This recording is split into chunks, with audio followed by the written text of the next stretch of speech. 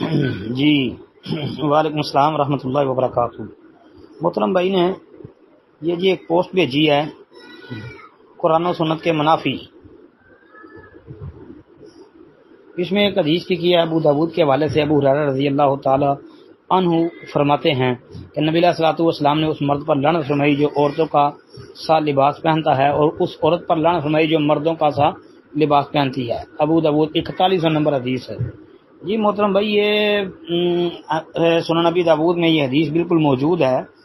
Number جو ہے نا صحیح اس کا وہ 2 کم کر لیں، یعنی 4098 نمبر ہے، 4100 پورا نہیں ہے۔